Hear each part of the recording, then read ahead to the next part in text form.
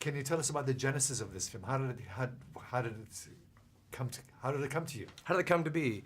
Over a decade ago, Sly Stallone and Kevin King Templeton, his producing partner, they found this book called Homefront, way before I was involved. And the idea was to develop it for Stallone to write, to star in, and to direct. And for a variety of reasons, many of which I think are just mysterious to me at this point, the film didn't come together, didn't happen.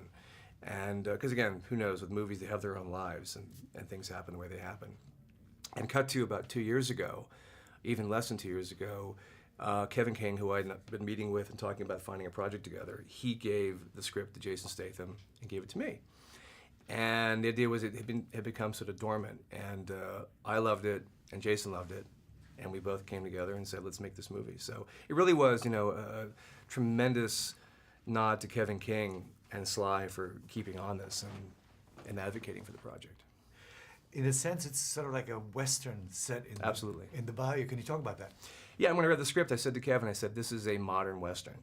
The whole paradigm of a classic Western, you have the town, the community, and then the outsider comes into the town.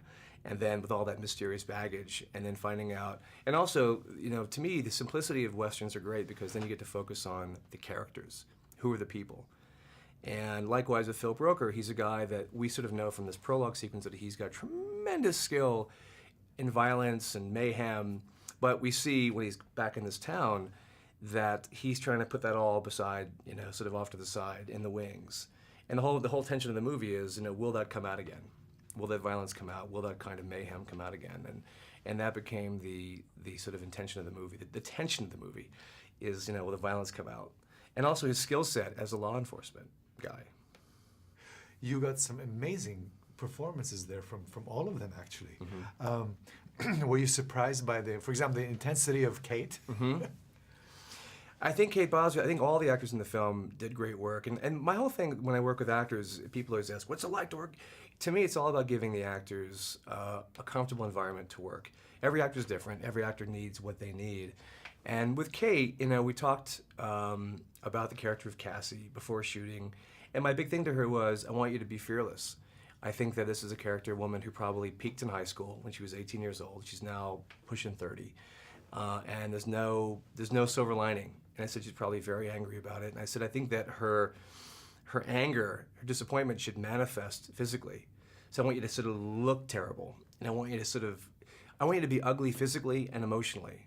And to me, the transformation of Kate Bosworth in this movie, and she's a very beautiful woman, the fact that she becomes a very, very terrifying and ugly person in the first act of the film, to me, is unbelievable in terms of her. In fact, it's very rare when you shoot a movie, the camera people typically, they'll see a performance, they'll say, okay, what time's lunch?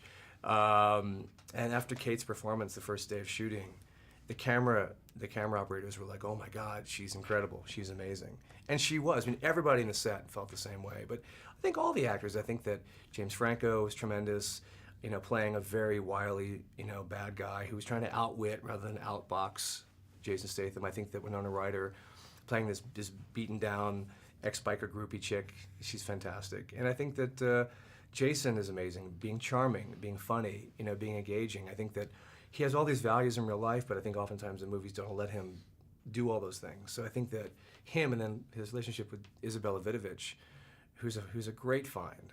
Again, tremendously, relaxed and charming. Again, I think the main cast is exemplary. It's shot in a beautiful part of the country.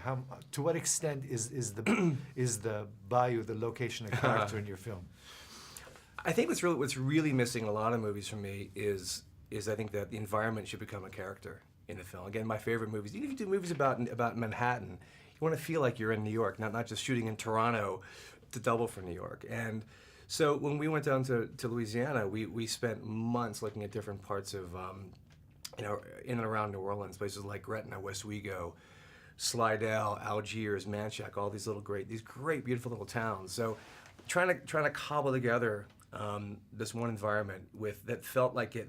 My big idea was that in the daytime it's a beautiful, beautiful place, but at nighttime it's kind of scary in that gothic way. And I think that we achieved that because a lot of the scary parts of the movie happen in a nocturnal setting. So I think the environment has that kind of combination of beauty, but also that terrifying gothic horror film flavor.